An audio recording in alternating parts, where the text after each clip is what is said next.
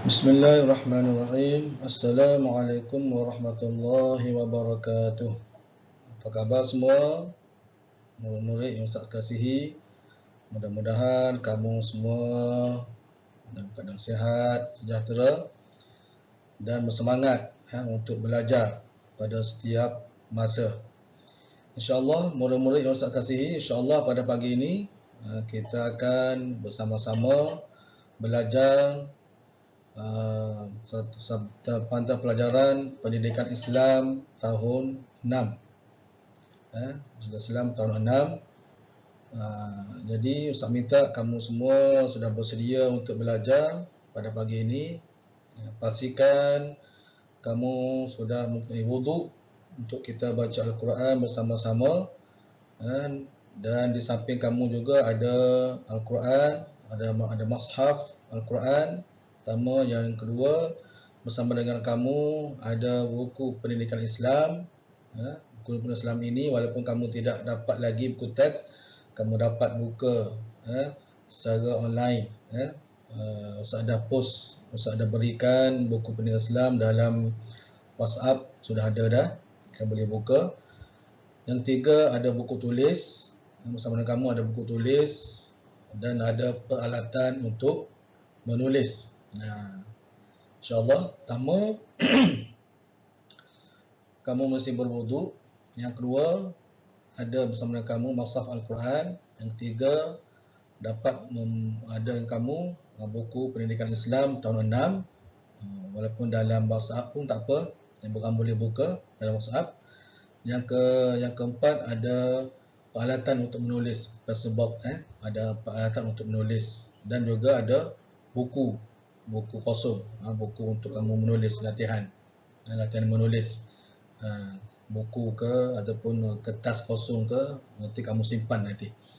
InsyaAllah untuk permulaan pada pagi ini, insyaAllah kita akan bersama-sama membaca surah Asy-Syura. Surah Asy-Syura ayat yang ke-33 hingga 44. Ustaz baca, kamu boleh ikut bacaan Ustaz. Kamu boleh baca bersama dengan Ustaz. Ustaz baca, kamu ikut. Dan di akhir nanti, bila selesai kita baca Al-Quran, Ustaz akan penerangan sedikit tentang hukum tajwid. Kamu boleh buka surah Asy-Syura. Surah Asy-Syura, muka surat 487. Muka surat 487. Dan kamu juga boleh tengok di handphone kamu tu, Ustaz ada sediakan. Itu Al-Quran, kamu boleh lihat. Selepas baca Al-Quran, kita akan belajar belajar akidah Islam yang bertajuk akidah, bidang akidah bertajuk Allah bersifat sama, di mana kita akan menganalisis kesan meyakini Allah bersifat sama dalam kehidupan seharian kita. InsyaAllah kamu sudah bersedia untuk baca Al-Quran. Buka muka surat 487 atau kamu tengok di handphone kamu pun boleh. Ustaz ada siapkan slide ini. Okay, insyaAllah. Kamu ikut baca Ustaz bersama-sama. Kita baca bersama-sama. A'udzu billahi minasy syaithanir rajim. Bismillahirrahmanirrahim. وَمِنْ آيَاتِهِ الْجَوَارِ فِي الْبَحْرِ كَالْأَعْلَامِ إِنْ يَشَأْ يُسْكِنِ الرِّيحَ فَيَظْلَلْنَ رَوَاكِدَ عَلَى ظَهْرِهِ إِنَّ فِي ذَلِكَ لَآيَاتٍ لِكُلِّ صَبَّارٍ شكور أو يوبقهن بما كسبوا ويعفو عن كثير ويعلم الذين يجادلون في آياتنا ما لهم من محيص فما أوتيتم من شيء فمتاع الحياة الدنيا وما عند الله خير وأبقى للذين آمنوا وعلى ربهم يتوكلون والذين يجتنبون كبائر الإثم والفواحش وإذا ما غضبوا هم يغفرون والذين استجابوا لربهم وأقاموا الصلاة وأمرهم شورى بينهم ومما رزقناهم ينفقون والذين إذا أصابهم البغي هم ينتصرون وجزاء سيئة سيئة مثلها فمن عفا وأصلح فأجره على الله إنه لا يحب الظالمين ولمن انتصر بعد ظلمه فأولئك ما عليهم من سبيل إنما السبيل على الذين يظلمون الناس ويبغون في الأرض بغير الحق أولئك لهم عذاب أليم ولمن صبر وغفر إن ذلك لمن عزم الأمور ومن يضلل الله فما له من ولي من بعده وترى الظالمين لما رأوا العذاب يقولون هل إلى مرد من سبيل صدق الله العظيم. Alhamdulillah murid. Untuk hukum tajwid pada kali ini, usahakan ulangan kamu, ulang kaji, usahakan ceritakan tentang wajibal gunnah. Wajibal gunnah maknanya wajib dengung, bacaan wajib dengung. Wajibal gunnah, secara ringkasnya ada dua sahaja hurufnya. Itu mim yang bertanda syaddah dan nun yang bertanda syaddah. Nanti Ustaz akan tunjukkan di sini. Di sini ada contohnya ni. Ni Ustaz bulatkan tu. Nun yang bertanda syaddah itu kita kena baca dengunglah. Contoh au yubiqahun biqahun. Contoh lagi inna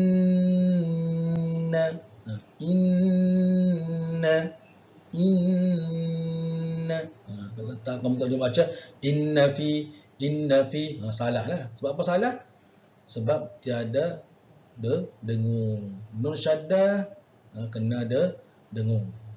Itu satu, wajib berwarna nun syaddah. Okey, yang kedua, huruf yang kedua iaitu mim syaddah. Ni dia ni. Ustaz bulatkan tu. Mim syaddah. Lahum dengung. Lahum mim mahis. Lahum min mahis. Ni satu ni, ada lagi ni. Ini pun mim syaddah. Pun kena dengung juga. Tu dia. Pun kena dengung juga. Okey. Jadi nun syaddah, mim syaddah, hukumnya nama dia wajibal gunnah. Namanya wajibal gunnah. Wajibal gunnah. Ni pun satu lagi ni. Mim wa mimma. Ni. Mimma. Kamu tak boleh baca wa mimma razaqna. Mimma razaq, salah macam tu. Mimma. Kena pegang sikit. Kena pegang sikit. Okey. Ustaz minta kamu salin, tulis dalam buku tulis, hukum wajibal gunnah, pada muka surat yang kita baca ni, ayat yang kita baca ni 32 sampai 44 ni, kamu tulis dalam buku tulis. Dan latihan kamu, Ustaz bagi latihan pada kali ini, iaitu hukum wajibal gunnah. Kamu tulis macam ni, hukum wajibal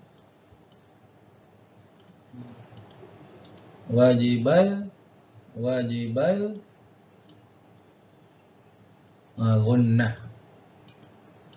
Tu dia.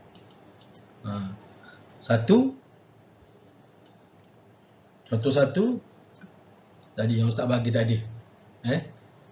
Inna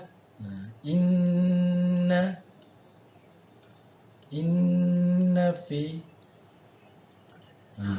Kamu tulislah baris dia. Inna fi. Satu. Nombor dua. Tulis. Cari pula nun. Nun syaddah. Cari nun syaddah. Senaraikan. Ada berapa? Ada 6. Paling kurang ada 6 ni. Nun syaddah. Paling kurang ada 6. Ada 6 kalimah nun syaddah dalam ayat yang kita baca ni. Daripada 32 sampai 44. Kamu salin dalam buku tulis. Dan mim syaddah yang kita baca ni, pada ayat yang kita baca ni 32 sampai 44 ni ada 9. Ada 9 kalimah mim yang bertanda syaddah ni 2 ni. Lahum min mimma mahis. Dah 2 dah. Ustaz minta kamu tulis dalam buku tulis kamu.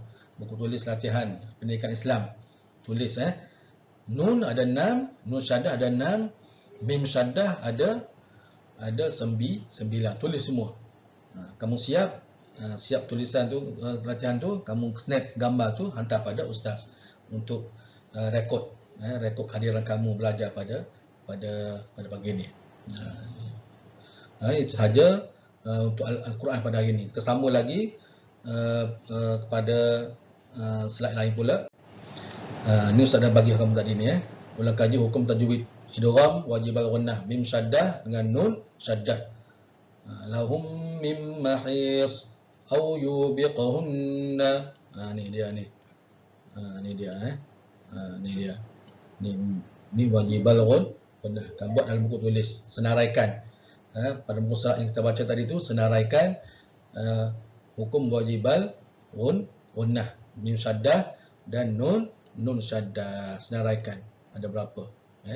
Mim ada 9 kalimah, nun ada 6. InsyaAllah kamu tulis dalam buku tulis. Kita pergi pula pada termasuk pula pada pelajaran akidah. Akidah kita pada pagi ini tu sifat-sifat Allah. Sami'. Allah Maha mendengar. Allah Maha mendengar. Sami'. Allah mendengar tanpa batasan dan tanpa alat untuk mendengar. Lain dengan kita manusia. Kita alat untuk mendengar, ada telinga, pendengaran kita, telinga. Allah tak sama dengan kita. Allah yang menciptakan kita. Kalau dia cipta sama dengan makhluknya, maka Allah tu tidak hebatlah. Sama dengan dia. Jadi Allah Maha mendengar, Allah mendengar tanpa batasan dan tanpa alat untuk mendengar. Tak seperti makhluk-makhluknya yang diciptakan olehnya ada alat untuk mendengar. Kalau kita manusia nak mendengar daripada jauh. Kita kena pakai apa? Pembesar suara. Nak cakap supaya orang kuat, orang dapat mendengar dengan jelas. Nak bercakap dengan orang terlampau jauh, telefon. Dah. Tu dia. Hukum beriman dengan sifat sami' Allah. Sifat sama', sifat mendengar Allah ni. Apa hukum dia? Wajib. Wajib beriman dengan sifat sami' Allah, dengan sama' Allah, Maha mendengar ni. Wajib kita beriman. Kita kena meyakini bahawasanya Allah itu Maha mendengar. Walaupun Allah kita tak nampak dia, tapi kita kena yakin, wajib beriman dengannya. Allah itu wujud. Allah itu ada. Apa dalilnya Allah itu ada? Banyak bukti-bukti di sekeliling kita. Adanya bumi, adanya ciptaannya, langit, awan, bukit, bukau, bumi, ada udaranya, ada airnya, ada hujannya, ada apa. Itu benda yang besar macam tu takkanlah terjadi dengan sendiri. Mesti ada pencipta yang menciptakannya, iaitu Allah Subhanahu wa taala. Kita hendaklah sentiasa berhati-hati dengan tutur dan tutur kata kita, tingkah laku kita. Kita kena berhati-hati. Bila kita yakin Allah itu Maha mendengar, kita kena berhati-hatilah. Kita kena berhati-hati nak berkata-kata, nak bercakap bohong, walaupun orang tak tahu kita berbohong, tapi kita yakin, kita beriman Allah ni Maha mengetahui, Allah ni Maha mendengar. Kita tak boleh nak bercakap bohong, nak berhati-hati. Kita akan berhati-hati dengan tutur tingkah laku kita. Kita akan berhati-hati dengan tutur kata kita, sebab kita yakin Allah itu Maha mendengar. Dalam buku teks ni akan boleh buka muka surat 70 ni. 70 ni. Ni kamu bacalah. Kamu baca. Ibu saya rasa gemetar untuk menghadapi pertandingan robotik esok hari. Tu dia. Anak dia bercakap dengan mak dia. Mak dia jawab apa? InsyaAllah Ammar boleh buat yang terbaik. Pastikan Ammar membaca doa sebelum pertandingan itu nanti. Doa apa ibu? Bacalah doa penenang hati, sayang, doa memohon dan dimudahkan urusan, dan doa-doa lain. Doa boleh dibaca dengan kuat atau dalam hati sahaja. Bukankah Allah mempunyai sifat sama'? Sifat sami'. Itu Allah Maha mendengar. Bacaan doa ni, ibu dia pesan pada anak dia yang takut, yang gemetar untuk pertandingan besok, bacalah doa. Ammar, kamu bacalah doa. Sama ada kamu baca secara kuat ke, dalam hati ke, tak apa, sebab Allah itu Maha mendengar. Tu dia. Sifat sama' itu apa ibu? Allah bersifat sama', bermaksud Allah Maha mendengar setiap sesuatu, sama ada bunyi yang kuat atau yang sangat perlahan. Seperti bisikan hati manusia, pendengaran Allah berbeza daripada pendengaran makhluknya, kerana Allah tidak memerlukan deria pendengaran, dan pendengaran Allah tidak terbatas. Kita manusia memerlukan deria pendengaran. Kita ada alat untuk mendengar, telinga, deria pendengaran. Allah tidak perlu semua itu. Sebab apa? Sebab Allah ni pendengarannya, Allah sifat pendengarannya, sifat samaknya tidak terbatas. Tidak macam manusia ni, makhluk ni terbatas. Sifat pendengaran kita ni terbatas dan terhad. Sifat Allah, sifat pendengaran Allah tidak terhad. Pertama. Yang kedua, walaupun Allah Maha mendengar, Allah tidak memerlukan alat untuk alat untuk pendengaran. Tidak macam kita manusia ni memerlukan alat untuk mendengar, alat untuk pendengaran. Allah tidak begitu. Itu dia. InsyaAllah tadi kita dah bincang tadi masuk Allah bersifat sama dia. Allah Maha mendengar pada setiap sesuatu, sama ada bunyi yang kuat maupun yang sangat perlahan. Walaupun dalam bisikan hati kita berbisik dalam hati, Allah Maha mendengar. Contoh, Allah mendengar setiap bisikan hati manusia. Pendengaran Allah berbeza dengan pendengaran makhluk-makhluknya, kerana Allah tidak memerlukan deria pendengaran dan pendengaran Allah tidak terbatas. Kerana Allah tidak memerlukan deria pendengaran. Satu.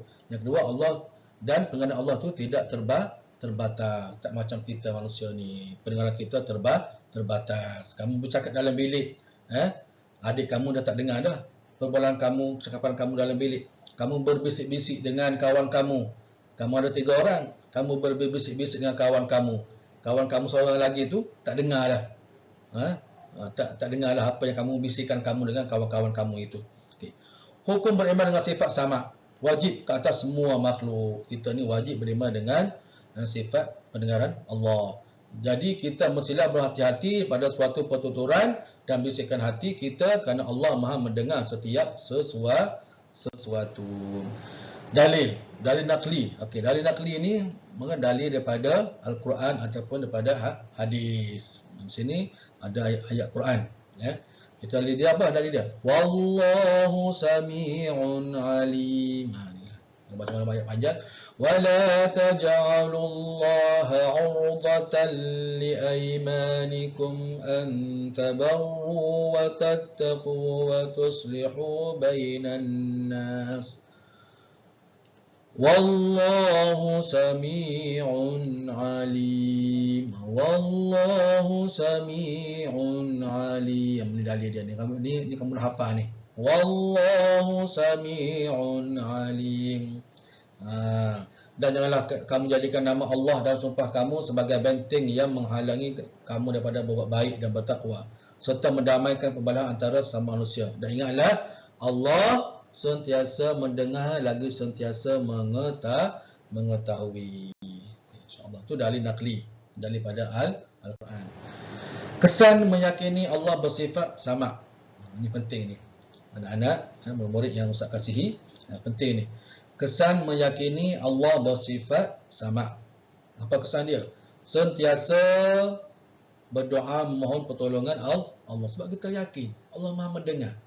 Walaupun kita berdoa, orang tak tahu doa kita, tak apa. Yang penting Allah tak tahu. Kita akan sentiasa berdoa mohon pertolongan Allah. Yang kedua, menjaga pertuturan dan bisikan hati. Jadi baru kita yakin, bila kita wajib, bila kita beriman dengan sifat pendengaran Allah, sifat sama Allah, Allah Maha mendengar. Jadi kita nak bercakap pun kita akan berhati-hati. Kita nak bercakap, kita akan berwaspada. Mana kita tak akan bercakap melainkan dengan perkara-perkara kebaikan sahaja. Sebab kalau kita bertutur cakap dengan bahasa kesat, lucah, walaupun orang tak tahu, tapi Allah Maha mengetahui. Walaupun orang tak dengar, tapi Allah Maha mendengar. Ini takut, kita takut. Sebab setiap kata kita, setiap tutur kata kita, Allah Maha mendengar.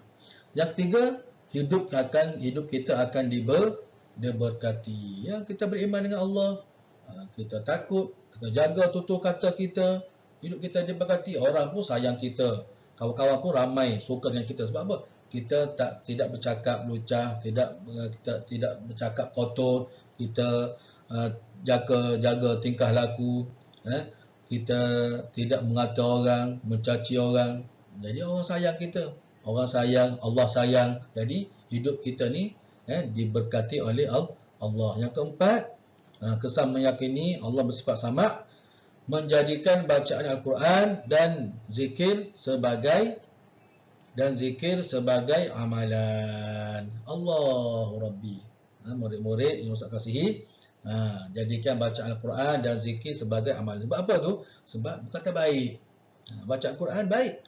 Berkata-kata baik, zikir pun baik. Kita berkata dengan kebaikan. Zikir. Subhanallah, subhanallah, alhamdulillah, alhamdulillah. Itu zikir. Allah, Allah, Allah ya Allah, Allah ya Allah. Itu zikir. Kita berkata baik. Kita tidak berkata sia-sia. Sebab kita yakin Allah Maha mendengar. Setiap tutur kata kita akan dicatat oleh Allah Subhanahu Wa Taala menerusi malaikatnya Raqib dan Atid. Akan mencatat segala tingkah laku kita, percakapan kita. Jadi kita takut. Yang kelima, kesan meyakini Allah bersifat samad, menjauhi maksiat. Lidah seperti mengumpat. Oh, takut kita, kita takut, kita takut, takut mengumpat orang tu takut, mengumpat orang takut. Kita akan berhati. Maksiat lidah ni berkata buruk. Itu maksiat lidah. Berkata buruk, mengumpat orang, memfitnah orang, itu maksiat lidah. Tidak berkata baik, itu maksiat lidah. Kita mengumpat orang ni dosa besar. Dosa besar kita. Kita akan diazab oleh Allah kalau kita tidak memohon maaf kepada orang yang kita umpat tu, orang yang kita keji tersebut, orang yang kita fitnah tu, kita minta maaf, maka kita akan dibalas oleh Allah Subhanahu Wa Taala. Jadi kalau kita beriman dengan sifat sama Allah ini, kesannya kita akan takut nak berkata-kata melainkan berkata dengan baik. Bagi nasihat, saling tolong menolong dengan berpesan-pesan dengan kebaikan. Kita akan jaga macam tu. Okay. Dalil akli Allah bersifat sama. Dalil akli ini maknanya dalil akal. Mengatakan Allah ni bersifat sama. Okay. Allah memiliki segala sifat kesempurnaan dan kemuliaan. Oleh itu mustahil bagi Allah bersifat kekurangan. Contoh tuli, tidak boleh mendengar, itu merupakan kelemahan. Allah dia maha sempurna, mustahil lah. Allah yang maha sempurna, mustahil lah bagi Allah bersifat kekurangan. Tuli ke, mendengar ke tidak mendengar, itu mustahil bagi Allah. Ini dalil dalil akli, dalil akal. Allah bersifat sama. InsyaAllah murid-murid yang Ustaz kasihi, Ustaz akan bagi satu link ke Google Form akan diberikan untuk menjawab soalan sebagai latihan pengukuhan pembelajaran pada hari ini. Nanti Ustaz akan bagi link untuk kamu jawab. Dan juga kamu masuk link tersebut, jawab semua soalan yang Ustaz berikan sebagai latihan pengukuhan pertama. Yang kedua, sebagai bukti kehadiran kamu belajar pada pagi ini.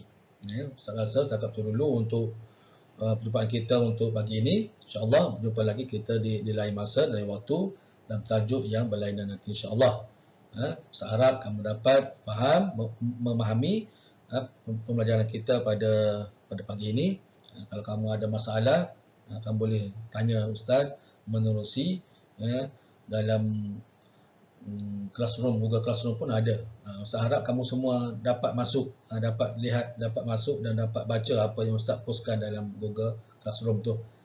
Setakat ini ada empat orang saja yang baru masuk invite dalam yang baru masuk untuk melihat apa yang Ustaz uploadkan dalam Google Classroom. Saya harap kamu semua dapat masuk sana dan dapat belajar di sana, dan ada persoalan kamu boleh tanya dalam ruangan komen itu insyaAllah. Wabillahi taufiq hidayah. Wassalamualaikum warahmatullahi wabarakatuh. Bye bye.